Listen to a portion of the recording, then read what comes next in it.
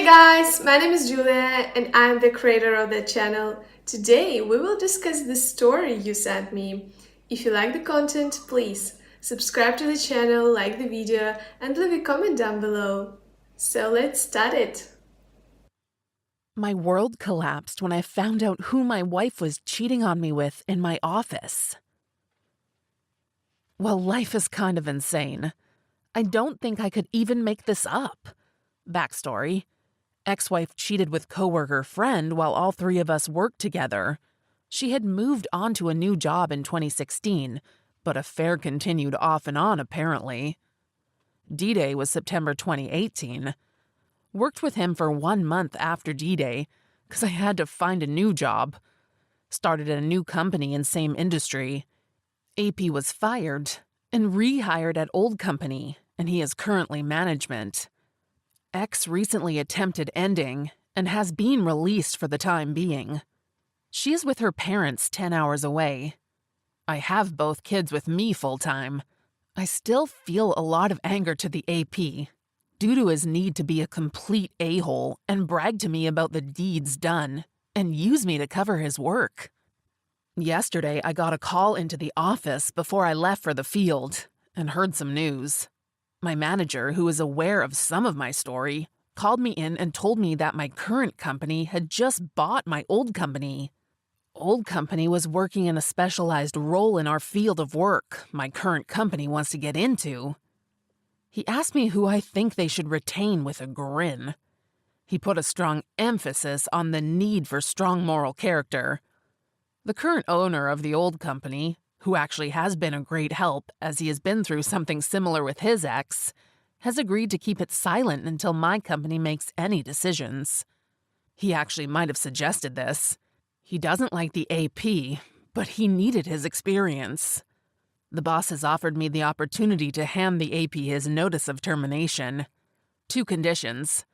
I have to do it with himself and another manager there. I am 6 foot, 220 pounds, and it's not a lot of fat. These days, AP is 5'9" and 160 pounds. Managers are both the same size as me. They are aware of my anger issues, as I have been honest about my life, as it was showing through my work during the initial months, and the fact that I attended some anger management classes with another coworker. In no uncertain terms, they made it clear I should not engage. But if AP is hostile, he will step in. Less legal bullcrap, he says, if he defends an employee. Personally, I think he understands my anger and doesn't want me to give in to it. I've never felt this level of hatred as I do for this guy. I'm over the sleeping with my wife. It's his need to mock me like he did that I have the biggest problem with. That, and even though he understands that he ruins marriages and lives, he is still trying to have other affairs. The other condition, since the original owner is moving south and the supervisor is to be terminated, I have to help the company transition over until a new supervisor manager can be picked, as I know the most about both companies. He said provided everything goes well, I will get a raise and the opportunity to make this full-time. Wait, Karma? Karma? Is that you? Damn, I missed you. I'm not sure if I will take up the offer to hand him his papers, but petty or not, I think this is a big old spoonful of karma. I was all smiles today. Friday at 7 a.m., I decided I get to walk into the meeting at the old company and hand him his termination in front of all my old coworkers who are aware of what went on. Reason for dismissal? Moral character does not meet company standards, as the work we do requires honesty and integrity. Certification of measurement devices that see millions of dollars of product pass through regularly is funny like that. Old boss and new boss have both been through what I have, and they have both heard part of the stories about the AP bragging to me about how he did it with her in his office. New building, old office is sold. Using me to cover his work while they were off doing their thing, and numerous other complete a-hole moments. They seem to think that karma is important on this occasion, and wanted to maybe help me put a little closure on it. The reality is, new boss knew we couldn't work together. Things would get too hostile. I am still working on anger management for myself, and he is pretty upset that I did such horrible things as tell his wife and everyone just what kind of person he is. Apparently, I should never have said anything because I owed him that. Still trying to figure out how I owed him, but okay. Do I feel bad about this? Not overly. Fact of the matter is he padded his hours, stole equipment. Police will be stopping by to ensure all property was returned. Half-assed his work and drinks at work regularly. He recently tried to start another affair with a new safety consultant. However, I may have informed her husband about what a stellar guy he is after one of the old guys mentioned it. He was left in charge largely because the owner was stepping back and retiring, and no one else knew the systems like he did. I was the next closest, but at the time had no desire to stay on. Movies were a little too vivid in my head when I was in the office at the old building. I imagine his wife will be pissed, as in my opinion, she was much more concerned with the standard of living rather than anything else. After all, they were both forgiven 2 days after she found out. Call me petty, but damn, I feel pretty good right now. Update. Well, today has been a bit of an interesting day to say the least. I honestly have been on the go all day. Just got back from a celebratory dinner with my old coworkers. I have had a beverage or two, so excuse the spelling, etc. 7 a.m. we go inside the office. The meeting is currently going on in the shop. In the office is one of the data entry ladies. She sees me and says, "Oh, frick, yes, going to Snap. This will be good." He wasn't well liked before, now even less so. He knew the customers and he knew the system. He was good with those things.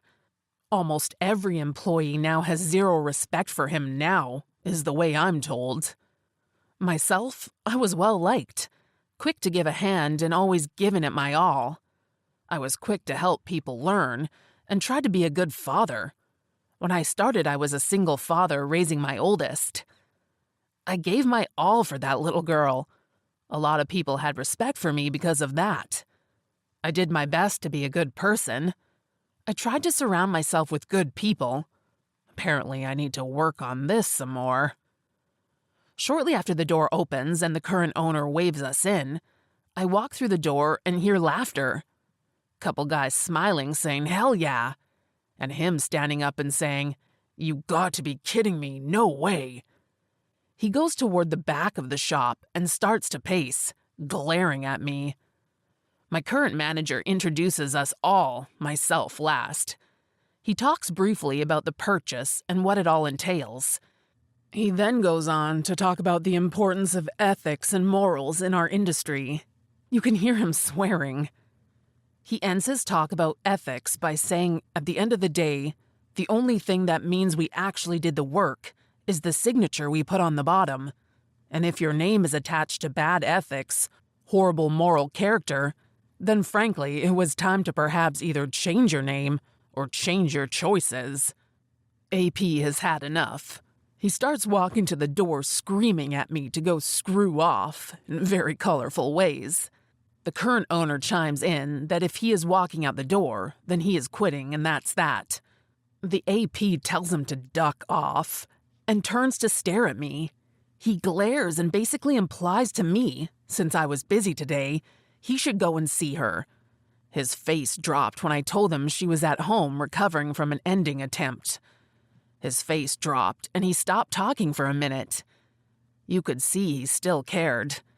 You could see that he missed her. In my opinion, the one thing he needed most out of her was the fact that she couldn't see his faults. She couldn't see the gambling, the alcoholism, the fact that he wasn't a good family man because he was wrecking his family, tearing down his wife constantly at home and in private. He turned and walked out the doors. He didn't look back. Went through the rest of the meeting without much attention. I was the last things to be aimed. Sitting down with the old owner, he mentioned severance packages for the other layoffs. Owner states that since he walked out, he wouldn't get a package. I stop and asked him to extend the package to him, as he does have 3 kids. I feel very content about everything as it has played out so far, and I don't feel punishing his kids would make me feel very good. I just tell the owner to ask the lawyer to be sure to tell him who helped him out there. Rest of the day has been a whirlwind of talking to customers and employees. It was kind of fun to get back into the old job. This weekend, I'm spending it with my 2 little ones. We are going to have some quality time together. I can't wait. I did get a phone call from his wife, who proceeded to tell me that they are moving, finally, to get away from the horrible people who are trying to wreck his life. I laugh and wish her the best in life, and then hang up. It's been a crazy day. Never in a million years would I have thought my story would turn out like this. Hopefully this is the last story I have to share with everyone. I feel at peace, and I hope I can start to put this all behind me. I'll still be around, but I think right now I need to make it about the kids. And with some form of justice served, I actually feel like I can start to move on and put it all behind me. Update. So a little bit of a rant here. I swear it gets more twisted all the time. Long story short, I was sent a message from my good friend, the AP. It was opened before I realized who it was from. Lo and behold, he informs me that 2 weeks after the wedding, the ex went and decided to do a special dress showing for the AP with her wedding dress on. I asked the ex about it. All she did was cry and say, "I can never say I'm sorry enough." Not going to lie, that one made me sick. I can't understand why marry someone when you are cheating on them. Why spend so much time and money on such a farce? Tens of thousands of dollars to stand before family and friends and God and lie. You didn't show me respect, honor, and there was no truth to anything. To me, this is right up there with screwing around on your wedding day. Anyways, that was about a week ago. Yesterday, I went to our old storage unit. She was supposed to get her stuff out a month ago. When I opened the door, what's this? Is that her wedding dress?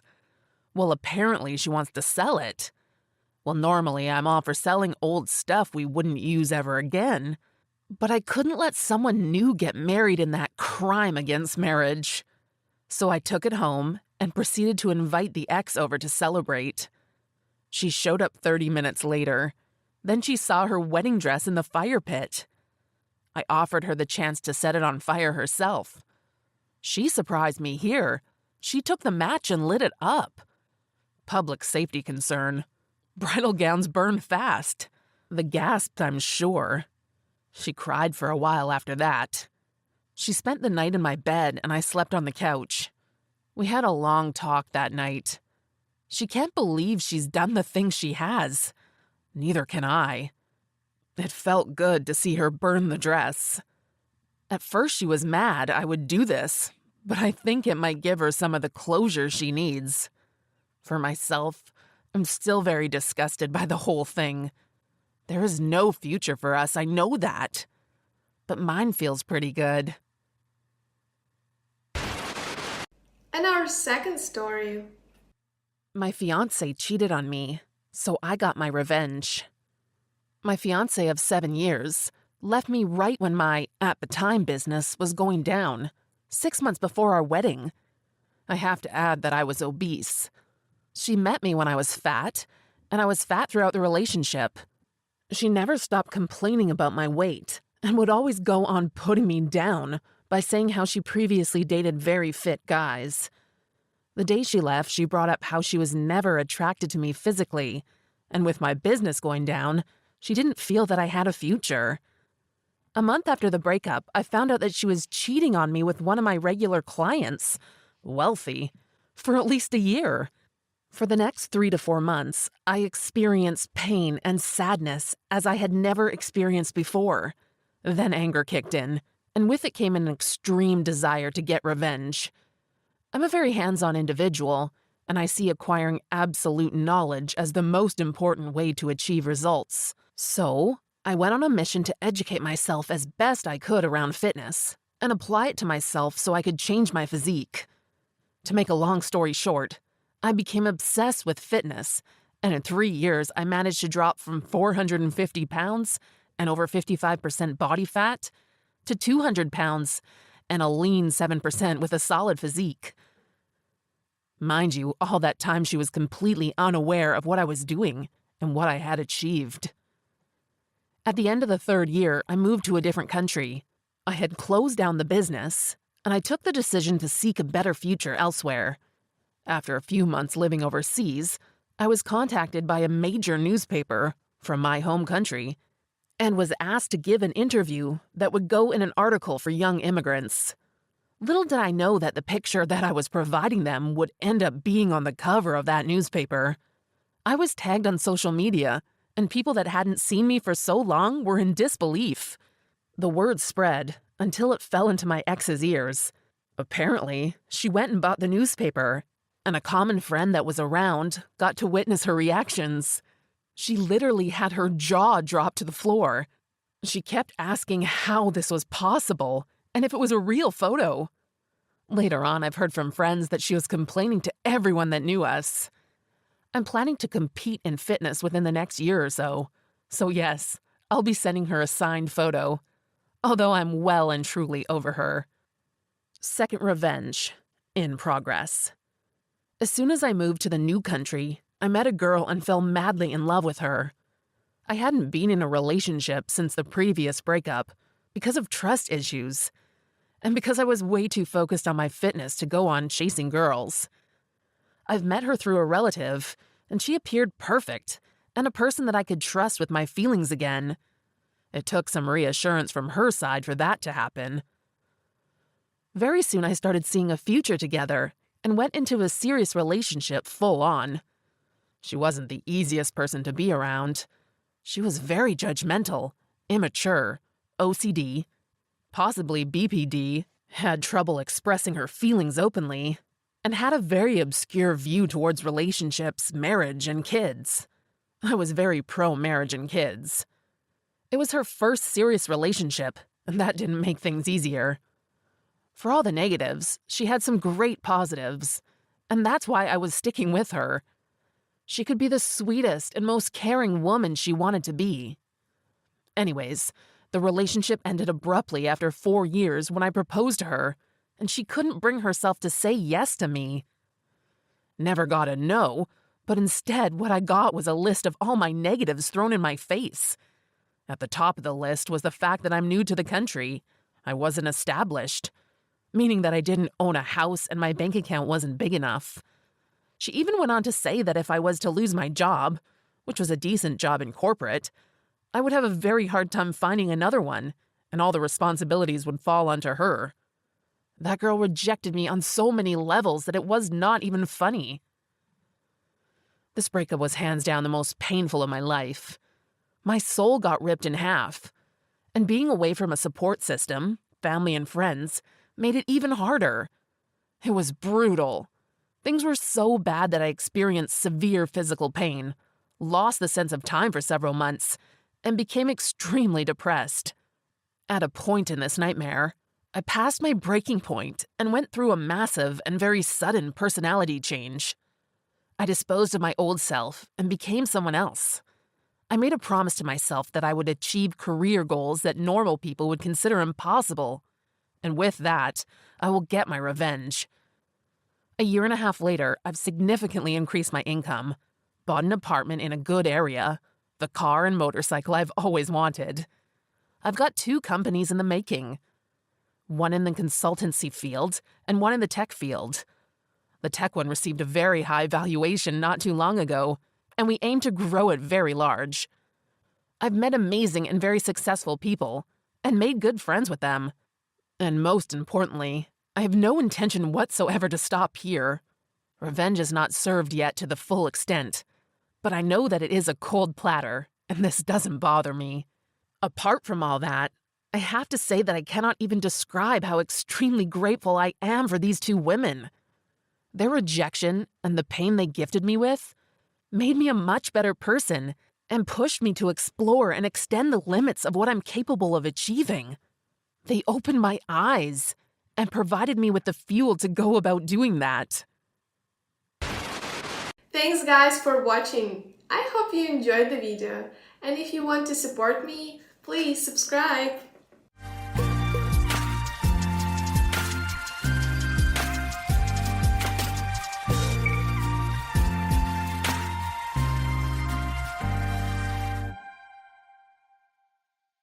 All right, everyone's presentations are done. Nick, the manager, said as he tried to move the discussion forward. Excuse me, I haven't. I recently found out something. Nick interrupted me and began to speak. There's apparently someone in this department who didn't graduate high school and is just a part-timer. Meetings should be for employees only. Absolutely right. His lackey, Mike, of course, agreed with Nick. I'm leaving.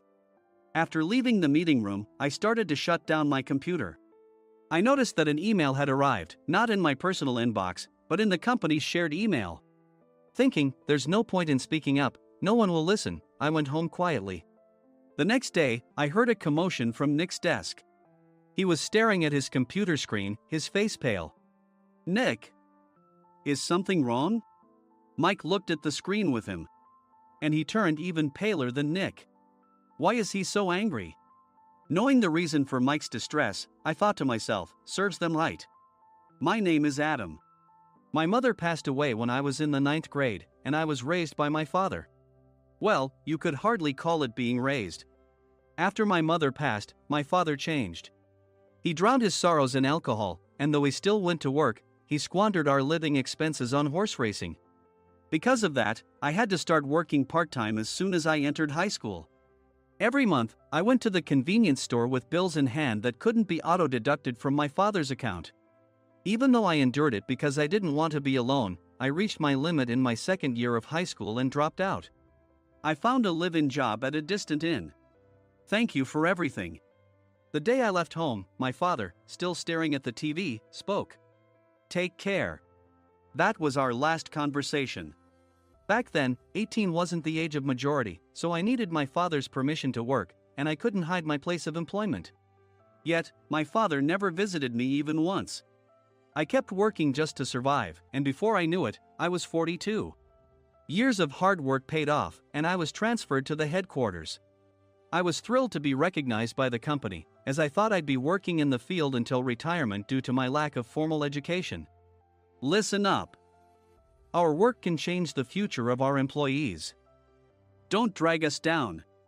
On my first day after the transfer, Nick, dressed in an expensive suit, spoke sternly. There was a reason for this. Our inn was located in a prominent tourist destination, known so well that everyone in the state could sing its commercial jingle. At its peak, we had 5 locations within the state. But that was long ago. Due to financial difficulties and aging facilities, only the place where I had worked for many years and the original establishment remained. I was prepared to lose my job anytime, but now there was a glimmer of hope.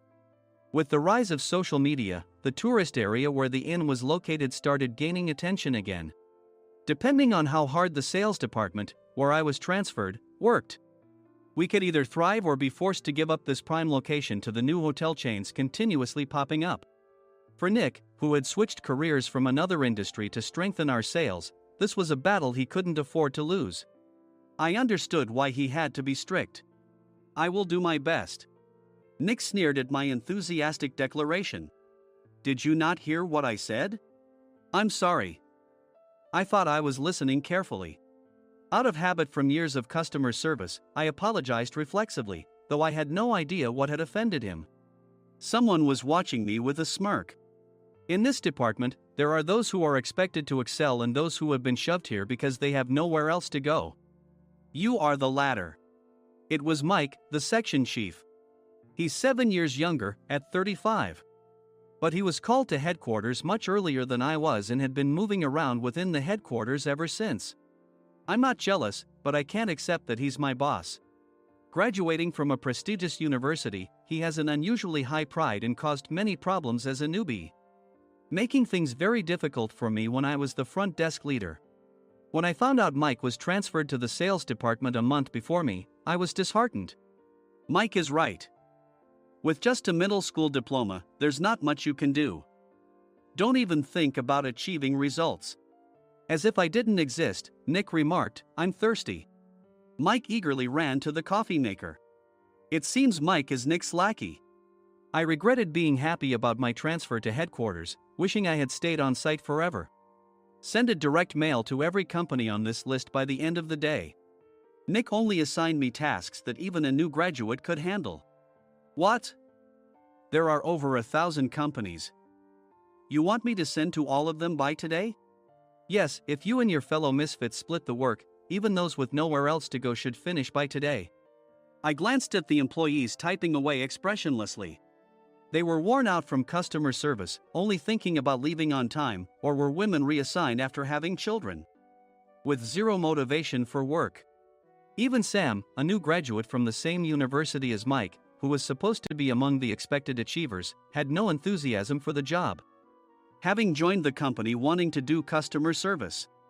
"I don't care what they say, I plan to quit anytime," he said. Only Nick and Mike were highly motivated, making all the decisions between the two of them. I originally only wanted to work at the Inn to survive and had no particular attachment to this job. I swallowed my words, thinking I had no right to reprimand them. About a month after the transfer, Nick told us with a frustrated look. "To commemorate the 50th anniversary, we've decided to create a plan exclusive for one group per day. Originally, Mike and I were supposed to come up with it, but our president, Mr. Thompson, insists on hearing everyone's opinions. So, you all get a chance." As Nick explained, Mike began handing out prints. Make sure not to embarrass Nick. If your ideas are half-baked, you'll have to redo them. It seemed that they had printed his handwritten notes by Mr. Thompson, which included several questions and a section for free responses. It made sense why Nick had to seek our input, given that all responses had to be submitted to Mr. Thompson. We were given a week to think about it, and a meeting was scheduled to compile our ideas. My plan is to let guests enjoy both the old and modern America. Nick began the presentations. Guests would watch a master confectioner at a nearby traditional sweet shop make sweets in front of them. The welcome drink would be premium tea in a bottle. Nick's plan was certainly attractive. After his presentation, Nick called on us to present in the order we were seated. Just as I stood up for my turn. "All right, everyone's presentations are done." "Excuse me, I haven't. I recently found out something." Nick interrupted me. "There's someone in this department who didn't graduate high school and is just a part-timer." He was likely talking about me. I joined the company as a part-timer and was made a full-time employee when I turned 20. That was 20 years ago, so Nick and Mike probably had no chance to know until recently. Meetings should be for employees only. Absolutely right. After that, Nick kept creating opportunities to solicit everyone's opinions, purposefully excluding me from speaking. The meeting unexpectedly heated up and went past the scheduled end time. A few people asked to leave, and the discussion continued with the remaining few. "Still here?" Normally, you'd leave in that situation. Though I had no attachment to the job initially, hearing kind words from customers made me want to make them happier. For someone like me, with nowhere to go, the Inn was my home and customer service was my life. I felt pathetic about my current self. "I'm leaving." I left the conference room and started shutting down my computer. I noticed an email had arrived, not in my personal inbox, but in the company's shared email. Thinking no one would listen to what I had to say anyway, I quietly went home. The next day, while preparing the DM as instructed, I heard a commotion from Nick's desk. In his haste to stand up, he hit his knee on the desk. He stared at his computer screen, his face pale. "Nick! What's wrong?" Mike, thinking he should be the first to rush over, approached Nick while still wearing his coat. He peered at the screen with Nick. And he turned even paler than Nick. Why is he so angry? Who is responsible for this company? Nick, more irritated than ever, asked, and Mike answered without checking. Probably Sam. Sam wasn't there because he was attending a morning training session for new hires. Nick gave up on getting angry and returned his gaze to the screen. They were looking at an email that arrived right after the end of the working day yesterday. Apparently, no one, including me, had checked it before leaving. The email was from a large company that used us for their annual employee trips. The president and executives of that company also frequently used our services personally. President of the company, Mr. Mason himself, had declared that neither he nor his company would ever use our services again. Well, some companies cancel their employee trips or stop using our services due to financial struggles. Let's just move on. Mike kept wiping the sweat from his forehead with a handkerchief. Knowing why Mike was so agitated, I quietly watched their interaction. Do you know how much revenue we get from that company? We can find other guests to fill the rooms, but we'll lose the banquet costs, gift shop revenue, rental car fees, and more. Moreover, the gifts were supposed to be prepared by the traditional confectionery shop involved in Nick's proposed plan. If it's known that we incurred such a huge loss at this critical time, Nick's position in the company would be jeopardized. Nick took a deep breath, seemingly trying to calm himself. All right, Mike. Go to New York right now and apologize to Mr. Mason. What? You're coming with me, right? I have urgent work to do. I trust you, which is why I'm entrusting this to you. Please. Mike, believing Nick's sincerity, agreed with a determined look on his face, saying, yes. That's Nick for you. Even if Mike went to apologize, Nick would shift all the blame onto him if the client didn't change their mind. Well, it was Mike's fault to begin with, so it served him right. About 3 hours later, Sam answered a call from somewhere and repeatedly apologized, saying, I'm very sorry. Everyone watched to see what was happening. After ending the call, he informed Nick with a weary tone. When Mike arrived at the client's company, he only made things worse, further infuriating Mr. Mason. He was demanding, get his boss here immediately. It was no wonder Sam was exhausted, dealing with such a call right after returning from training. What is that idiot doing? All right, Adam, you're coming with me. If sacrificing Mike didn't work, then I must be next.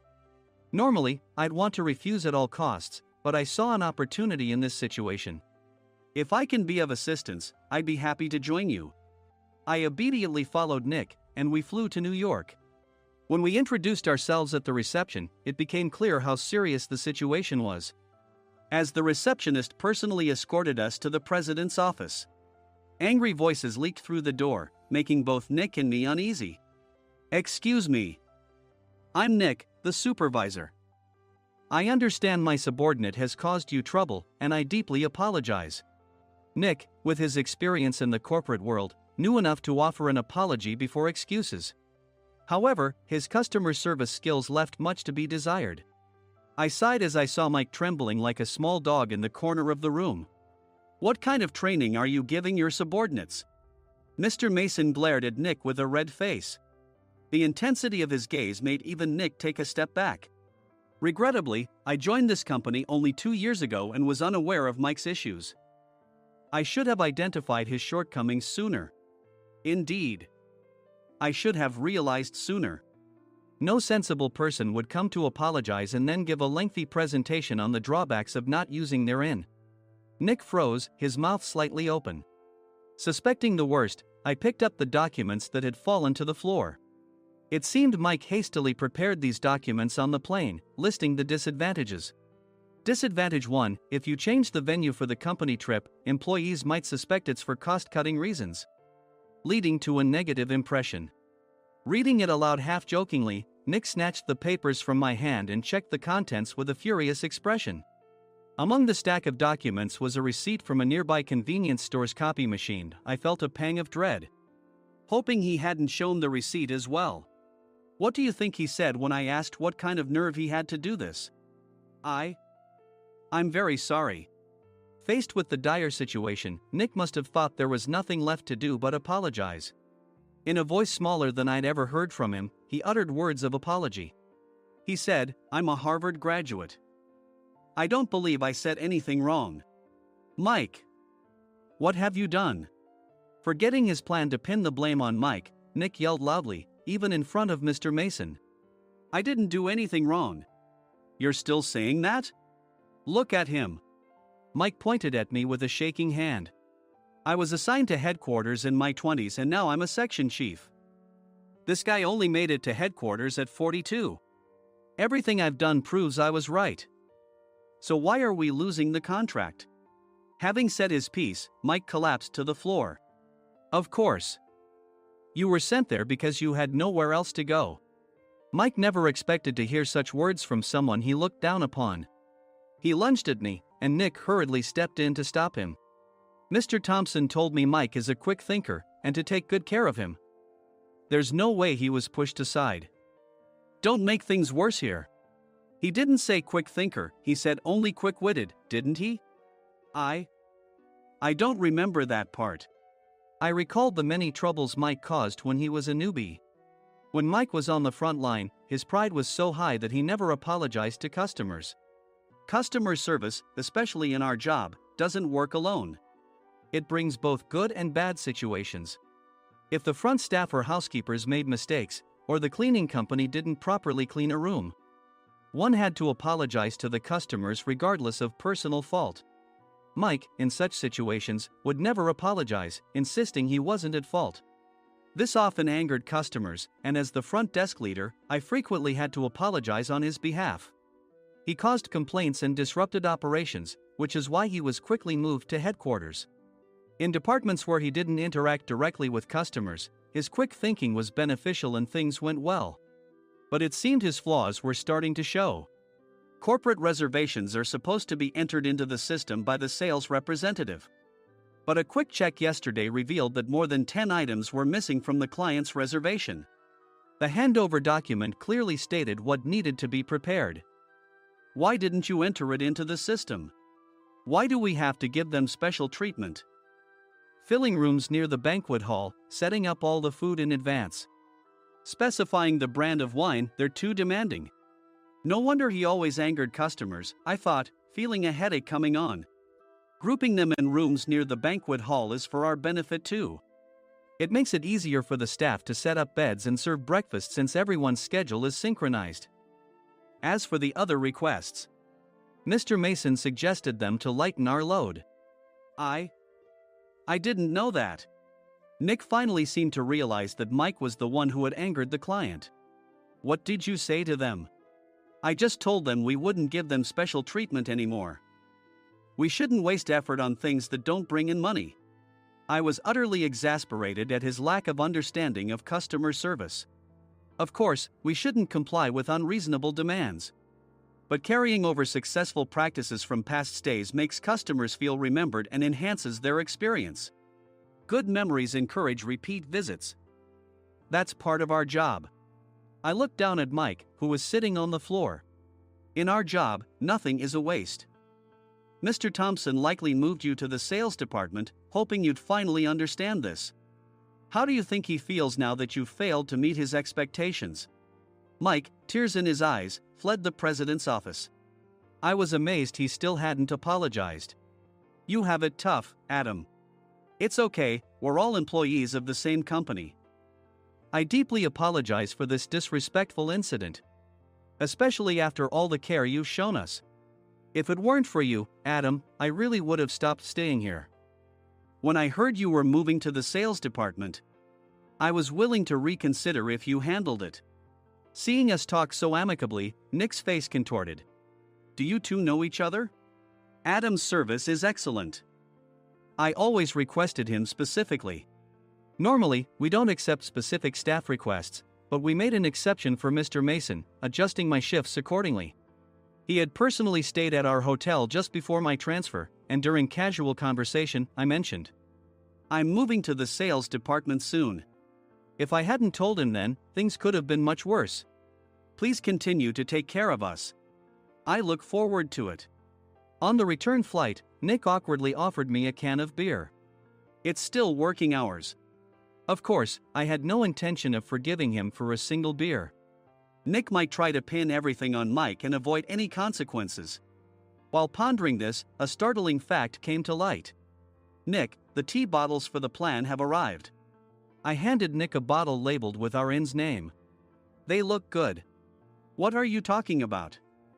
These are plastic bottles. I had assumed we would use the trendy, high-end bottling tea. But what arrived were ordinary plastic bottles of tea with customized labels. The only unique aspect was the label, which had the inn's name, making it look customized. Upon further investigation, I discovered that a substantial amount of money was set to be paid to the tea company. It was priced like bottling tea. Does this plastic bottle really cost $100 each? The tea inside is specially blended for us. The extra cost is for that. Wouldn't it be better to use another tea company? Or is there a specific reason we must use this one? As Nick continued to make excuses, I showed him a printed email. I informed the tea company's president, Mr. Mitchell, that we discovered irregular payments and he confessed. He said you two were high school classmates and planned to split the extra money. That idiot. Why did he confess? That's not important. You should worry about yourself, this could turn into a police matter. Opening the bottle cap, I suggested. How about calming down with this tea? It supposedly has a relaxing effect. Nick drank the tea frantically. In the following days, decisions were made about their fates. Mike was reassigned to the General Affairs Department, with no chance of transfer or promotion, as per Mr. Thompson's orders. As for Nick, since the payment to the tea company hadn't yet been made, he narrowly avoided legal trouble. Instead, he was encouraged to leave the company, and to avoid further complications, Nick submitted his resignation. Rumor has it that connections between HR departments have made it difficult for him to find new employment. Even though it was good to have those two gone, something unexpected happened in the sales department. Everyone became motivated and united in refining the 50th anniversary plan. In the end, my plan was adopted. We collaborated with the Tourist Information Center to provide personalized guides. The plan, tailored to the number of guests, was truly special for the 50th anniversary.